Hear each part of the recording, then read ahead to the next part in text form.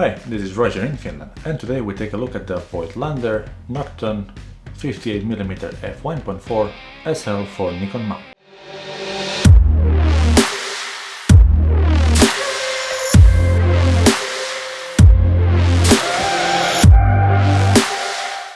Voigtlander was an optics company founded 263 years ago in 1756 in Vienna, and in the second half of the 20th century it changed hands a few times until belonging to Ring Photo in 1999. Nowadays all the lenses are manufactured and designed by Cosina in Japan.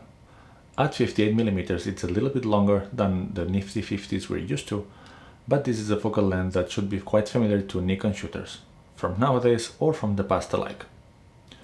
At f1.4 it's a fast lens without getting into the crazy fast like the Mitacon f0.95 or the SLR Magic lenses that go up to f1.1 at this focal length. The lenses that I just mentioned are for Sony E mount. This one is for Nikon F, but I'm using it with my Sony cameras with an adapter. Talking about the construction of this lens, I have to say that I have had 4 Voigtlander lenses in total for Nikon F, Micro Four Thirds, and then for Leica M mount with a Voigtlander Besa camera, not a Leica, and all of them are very well built. All of these lenses are from the modern Cosina era, but still are very nice. I've been comparing the SLR Magic lenses and some others to this because to me this is pretty much a standard for all metal built manual lenses. I can't stress enough how well built and how nice to use are Voigtlander lenses. And they are not only solid and well built, optically sound, we're gonna check that in a moment, but they're actually pretty. They are much prettier than any other lens I've ever used. I know that's a subjective opinion, and I know it shouldn't matter at all when picking a lens, but just look at this. I know that being mounted on a Nikon FM3 it helps to make it even prettier, but they are just so pretty. And made in Japan. This is clearly a photography focus lens, and the aperture ring is clicked, and it clicks actually at every stop, so f1.4, f2, 2.8, 4 and so on. If you're using it with an adapter for Sony cameras, most likely you're able to control the aperture through the adapter, which makes it declicked. Because it's a Nikon F mount lens, the aperture is controlled through a lever, and then that lever can be controlled more precisely.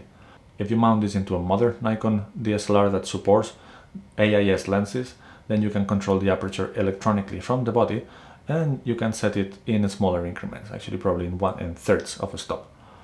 If you just want to use ring, then it's full stops. But as you can see, there's workarounds to that if you want to be more precise with the aperture. The focus ring is beautifully dampened, it's very nice to use. It has a very long throw, it's actually about 200 degrees, which makes it very nice for video. Funnily enough, this has a longer throw than the 50mm f1.1 from SLR Magic, which is branded as a cine lens, and usually cine lenses have a long throw of focus. So this one, for me, is even nicer and more useful for video usage than that one. One more thing about the focus ring, probably because it's a lens for Nikon F mount, the focus rotates into the opposite direction from many other brands, and that's just something that you should know. I'm still gonna keep the SLR Magic because of the f1.1 and the crazy dreamy look, but this is my top pick for normal lenses.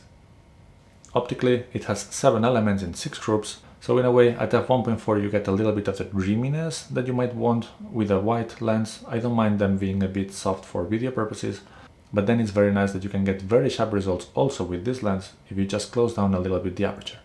Talking about the bokeh, I'm just gonna say that I like it, but I have to confess that there are very few lenses that really bother me for their bokeh, so I'm easy to place in that sense. If you've seen some of my other reviews of manual lenses for Sony cameras, or manual lenses that I use with Sony cameras for video purposes, I talk about focus breathing. That's something that matters for video usage, and this lens does breathe.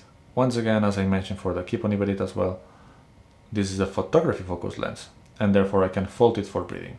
If that's something that really matters to you, then you should get a cine lens. And do not get the SLR Magic cine lenses, not the cheap ones anyways, because those will breathe a lot as well. I'm not sure if the Hyper Primes or the higher end cine lenses from SLR Magic behave better from the breathing perspective, but the small cheap ones that are just geared breathe as much as these photography focus lenses. There are several versions of this lens. Some of them have a different focus ring, a little bit different color lettering. This is my favorite of them all from the looks perspective. I believe that all of them share exactly the same optical formula, so it's a matter of aesthetic taste actually. but they go new for about 600 euros or more.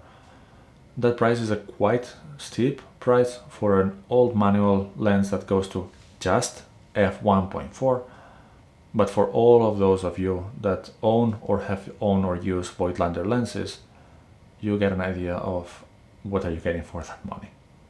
If you're very lucky, these lenses can be found for 300 euros or so, and at that price I think it's just a steal. So if you find it for that price and you're into Voigtlander manual lenses, just go ahead, go for it. So who's this for? This is for people that own an FM3A.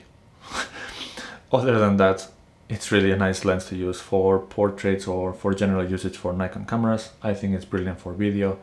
It adapts well to Sony cameras. So if you want a 50mm that feels and behaves a little bit like an older lens, but it's a little bit different than the usual FD or AIS lenses, then this is definitely for you. And if you have used Voigtlander lenses in the past, you know what I'm talking about. Alright, that's all for today. This was my short review on the lens that has been the longest with me. I hope you liked this video. If you did, please like and subscribe, and we'll see you soon for some more content.